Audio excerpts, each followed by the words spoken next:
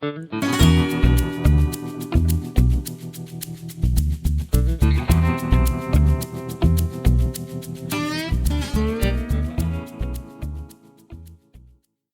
true crime and wine time friends. Thank you for joining me, Terry Dussault, your host, as I dive into the case that has driven me crazy since first hearing about it in 2013. This case is not only about a teenager who kills several people in a drunk driving accident, but also a story about the parents who I think are personally responsible for how this kid was raised and for that drunk driving accident. For today's episode, I am enjoying Oyster Bay Marlborough Sauvignon Blanc 2016. Pale straw color with brilliant clarity, zesty and lively with a concentration of tropical and gooseberry flavors. And luckily for me, this is one that I like to say easy opener.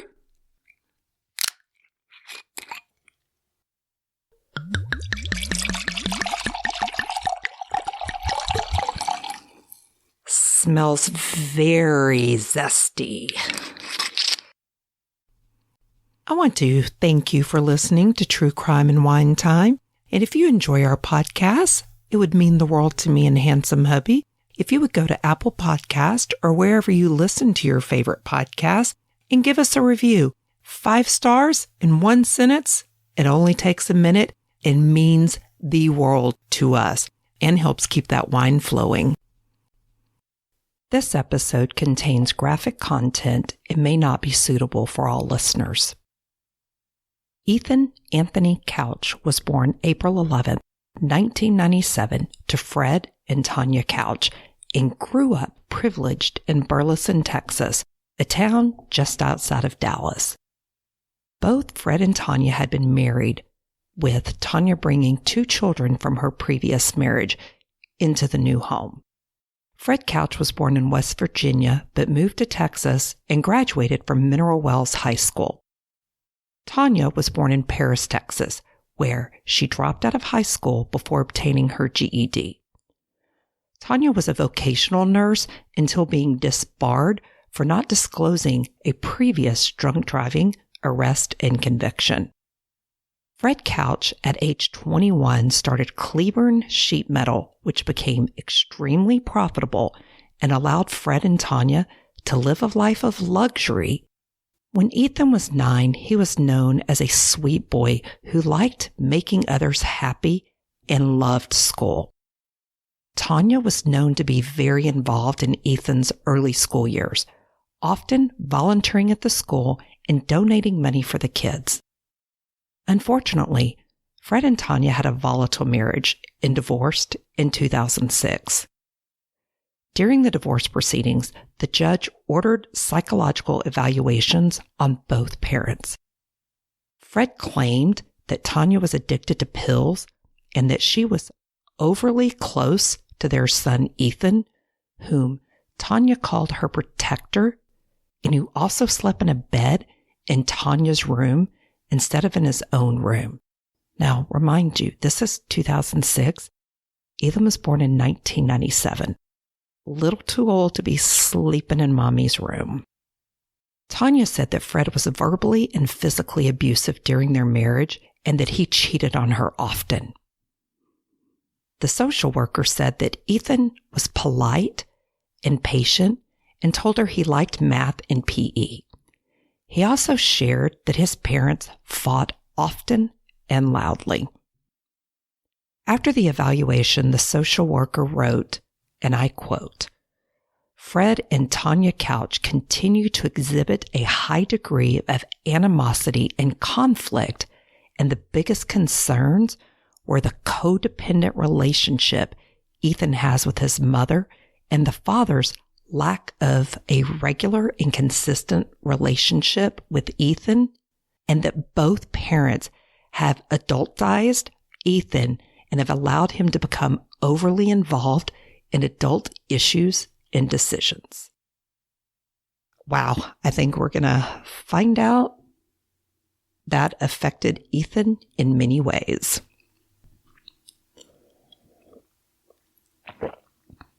I have to tell you, this is a really good wine. Very crisp. Ethan was enrolled in the Anderson School, a private school for kids with a high IQ and accelerated learning. The school's co-founder, LaVonna Anderson, told a reporter for D Magazine that Tanya's biggest problem was, and I quote, that she loved the boy so much that she couldn't say no to him. If you're raising young men, you've got to learn to say no. Anderson also said that over the years, she saw Fred and Tanya get into several screaming matches in the parking lot of the school, and that Ethan was present most of the time for these arguments. Anderson also said that she noticed Ethan, at age 13, was driving himself to school, and she spoke to his father, who sadly didn't see the issue and in fact stated Ethan was one of the best drivers he knew. Now, Ethan did not have a driver's license. I mean, hello, he's 13 and could not legally drive to school. It has been reported that Fred told the school he could buy the school if he wanted to. Fred's response to this was to pull Ethan out of school and to have Ethan in a homeschool co-op program. However, at age 15, Ethan was also pulled out of that program. Now, I could not find if Ethan had received his GED, but I did find that he was taking some community college classes and was working for his father. Lo and behold, Fred and Tanya remarried in 2011. But, as I'm sure you're all guessing, their relationship remained just as volatile. Fred built the family a new 7,000 square foot house on a 3-acre property in Northwest Fort Worth. And Tanya and Ethan moved in with Fred, keeping their original house in Burleson. Sometime in January 2013, Ethan had moved into the house in Burleson, as Fred and Tanya had said that Ethan was getting the house ready for sale. And this kind of gets me a little bit.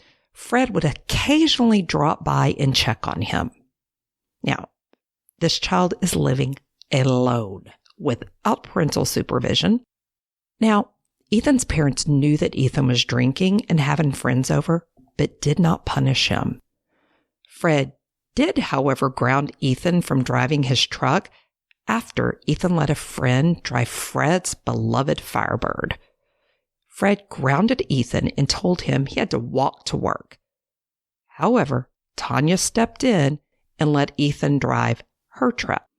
So I guess we can see Dad doesn't ground him for drinking and partying, but grounds him because he let somebody drive his precious car. Then Mom steps in and says, no, he can still drive. A little bit messed up there, parents. In February 2013, Ethan was seen urinating in a parking lot by a police officer, and when the officer went over to talk with Ethan, he discovered a 14-year-old naked girl in the truck, along with a can of beer and a bottle of vodka. The officer says he asked Ethan, who was clearly intoxicated, what he was doing, and says Ethan's response was, and I quote, "What's it look like I'm doing?" Sadly, Ethan was only cited for minor in consumption and minor in possession. Ethan was fined and required to take alcohol awareness class and was given community service. Tanya lied to Fred about the incident and covered up for Ethan when he did not complete his class in community service hours. Okay, guys, some of you hate it when I say that I'm taking a drink, but I have to take a drink because this kid and his parents make me crazy. More so the parents, because they're not parenting this kid. And yes, that response to the officer, what's it look like I'm doing? Typical sassy teenager response. I can only imagine being intoxicated. Kid needs to be given some rules and taught. Okay, I'm really liking this wine. Good job, Oyster Bay. Ethan continued living at the Burleson family property and partying with his friends. Saturday, June 15th, 2013 is a day that many in Burleson will never forget. It was a friend's birthday and another friend's last weekend before leaving for the Army. So, Ethan being Ethan, wanted to have a big party. Ethan and his friend Garrett, who both worked for Fred Couch, and both worked that day before heading off to pick up another friend. Ethan was driving his dad's truck that weekend because his own truck was in the repair shop. Ethan posted an invite to his friends onto his social media account and then prepped for the party. It has been reported that the group started the evening with shots and continued with even more shots and more shots before heading out to pick up some more friends to bring back to the party. While out picking up the friends, Ethan went into the local Walmart where he stole 2 cases of beer. The group went back to the Couch family house in Burleson, where, I remind you, Ethan was living without parental supervision, and continued the party. It has been reported that the kids played beer pong and did even more shots. There were 7 passengers in the Ford F-150 dually pickup that Ethan was driving. Ethan was going 70 miles an hour down a dark, rural 2-lane road in Burleson, Texas on that Saturday evening. Brenna Mitchell was driving on her way home that evening, a little after 11 p.m., where her tire blew out, causing her to swerve into a mailbox, and she ended up in the front yard of a home. Eric and Holly Boyles and their daughter Shelby immediately went out to help Brenna when they heard this crash. It was not long after that Brian Jennings was driving by and stopped to see if he could offer assistance. Brian was on his way home and had 2 middle school boys in his truck, and at his direction, who he said, "Stay in the truck. I'll be right back." Eric Boyle removed the mailbox from his yard, setting it inside his garage to be dealt with later. While he was in the garage, Eric heard a loud crash, causing him and a nearby neighbor to come running to see what had happened.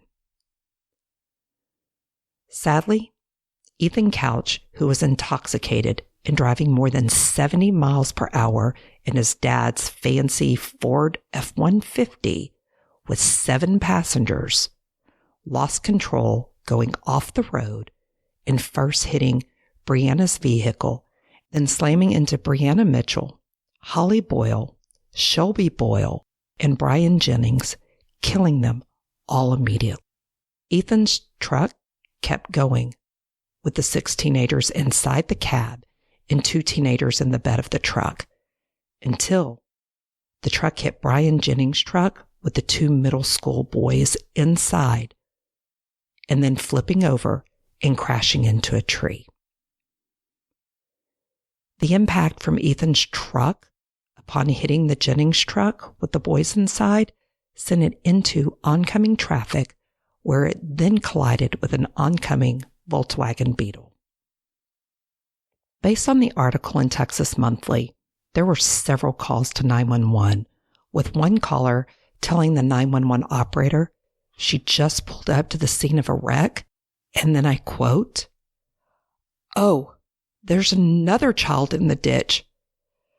And when the 911 operator asked the caller to calm down and stop screaming and says, "How many cars are involved?" the caller said, "Ma'am, I can't tell. It's dark. There's kids lying in ditches. There's kids lying in the street." Another call came into 911 from a drunk teenage boy. "We need some ambulances," he says, slurring. "It's bad. We flipped." And he pauses as he sees body parts in the street. "Oh, God." The operator asks how many people need help. "Dude," the boy says, "I have no idea." There was true carnage at the scene with car parts and bodies scattered around. The driver of that red Ford F-150, Ethan Couch, was seen walking away from the carnage. It It has also been reported that when one of the boys climbed out of Brian Jennings' truck after it was pushed into the oncoming traffic, that he heard Ethan Couch state, "I only had 2 beers, and I'm not going to get in trouble for this." 4 innocent victims were killed that night. Brianna Mitchell, age 24, Holly Boyle, age 52, her daughter, Shelby Boyle, age 21, and Brian Jennings, age 43. All 7 passengers in Ethan Couch's vehicle survived, with one being paralyzed for life and another suffering serious injuries. 15 people in all were involved in the multi-vehicle accident. 4 killed and 9 physically injured that night, and everyone involved, including the Good Samaritans and first responders, will never be the same. It wasn't long after the wreck that Shanna Clark and her teen son Corbin were driving down a road not far from the wreck when they saw a teenager lying in a ditch. Shanna pulled over to check on the teenager, who was only wearing swim trunks. Shanna called 911 while having her son stay with the teenager, who had scratches and blood on his body. A drunken, dazed Ethan Couch came to and told Corbin, and I quote, "Hey man, I am Ethan. I can get you out of this." We can only assume that Ethan thought Corbin was somehow involved. Upon Corbin's mom, Shanna, returning with help, Ethan tried to leave and did not want to get into an ambulance for any treatment. Ethan Couch was tested roughly 3 hours after the wreck, and he had a blood alcohol content of 0.24%, which is 3 times over the legal limit in Texas for an adult, and also tested positive for marijuana and Valium. Guys, 3 hours. Okay, like I said, this case makes me insane. And sadly, it's about to get more insane. Ethan Couch was charged with 4 counts of intoxication manslaughter and 2 counts of intoxication assault. Prosecutors in Tarrant County set out seeking a sentence of 20 years in prison. Now, I have to tell you, if you have not heard of this case, you better get ready for batshit crazy, because this case makes me question not only our legal system, but Ethan's parents, if they should even be called parents. While awaiting trial, Ethan Couch was sent to a fancy rehab facility that was for the rich and included horse therapy, cooking classes, and much more. Ethan had suffered a broken neck, a broken arm, and some broken ribs. Fred and Tanya, being the parents they were, flew out in first class every week to attend family counseling with Ethan before pulling him out after just 62 days of treatments. In a closed hearing, psychologist G. Dick Miller testified that Ethan Couch was a product, and I'm going to quote this, was a product of affluenza and was unable to link his actions to consequences because of his parents raising him to understand that wealth buys privilege. Dr. Miller went on to say, the teen never learned to say that you're sorry if you hurt someone. If you hurt someone, you sent him money. He also went on to say that Ethan had an emotional age of 12 and that both of Ethan's parents had failed him, and that Ethan had never learned that sometimes you don't get your way. He had the cars, he had the money, he had freedoms that no young man would be able to handle. End quote. Basically, in my opinion, guys, now, I'm not a fancy psychologist, but I think he was saying Ethan Couch was a spoiled brat and nothing was his fault. Now, what the hell? I don't get it. Instead of Ethan being sentenced to 20 years in prison as the prosecutors were hoping for, Ethan was instead sentenced to an inpatient, long-term care facility, no contact with his parents, and 10 years probation. What the hell? 4 people were killed, 9 with serious injuries. 1 is paralyzed, and he gets 10 years probation? I mean, how do you steal beer, drive drunk, kill 4 people, injure people, and you only get probation? Sorry, court's not teaching him anything either. And the long-term facility was one Ethan's parents would pay for at a cost of $450,000 a year so that he would not have to go to a state program. Because, it needed to be fancy. However, Ethan's parents then claim that they were unable to pay for the pricey rehab facility in California. So Ethan was then sent to a state-run facility, with Ethan's parents paying only a small portion of the cost. Ethan was enrolled into a rehab facility in Amarillo, Texas, and it is said that Ethan did not see his parents very often while there. Ethan was in the facility from February 2014 until November 2014 with a total cost of $200,000, and his parents paying $50,000 of that bill. You got it.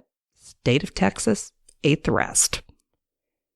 Ethan then began serving his probation and fell out of the limelight until December 2015, when a video was posted on Twitter and sent to several media outlets and local police.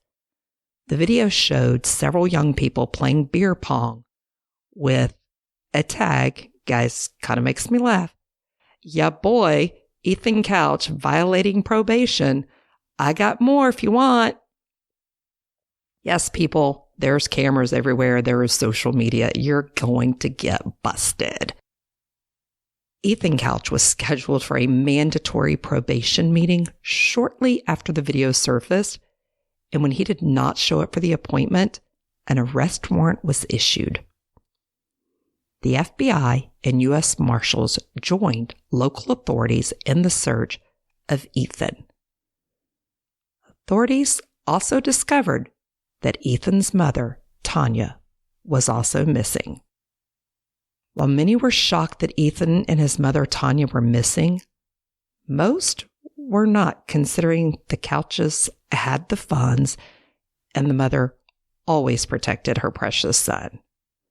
Ethan was looking at a potential 10 years in prison for his probation violation. A $5,000 reward was offered for information leading to Ethan's arrest. Authorities suspected the pair had fled the U.S. Little did authorities know that they would not need a tip to find Ethan and his mother, Tanya Couch. Prosecutors started the process to transfer Ethan to adult court as soon as he didn't show up for his scheduled probation meeting. On December 29, 2015, Ethan and his mother, Tanya, used one of their cell phones to call a local Domino's pizza place and place an order to be delivered to their condo located in Puerto Vallarta, Mexico. Okay, really? Mom, you're using the phone that you should know is being tracked? I know that, and I'm just me.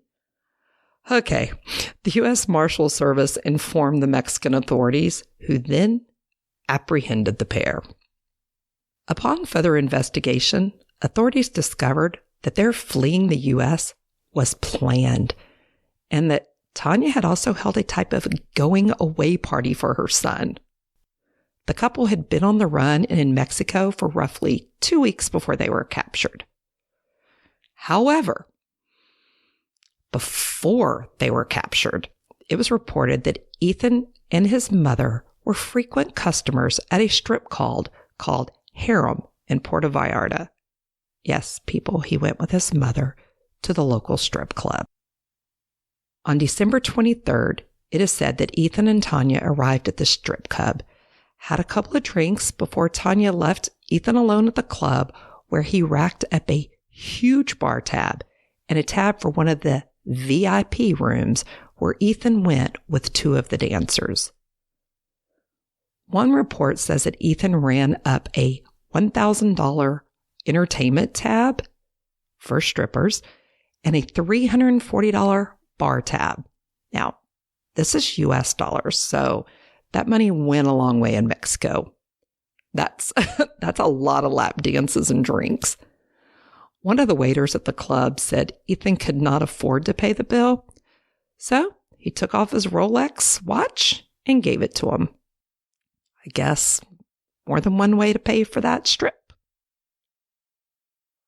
Upon arrest, Ethan was detained on the warrant issued by the United States for his probation violation, and Tanya was charged with hindering apprehension of a felon.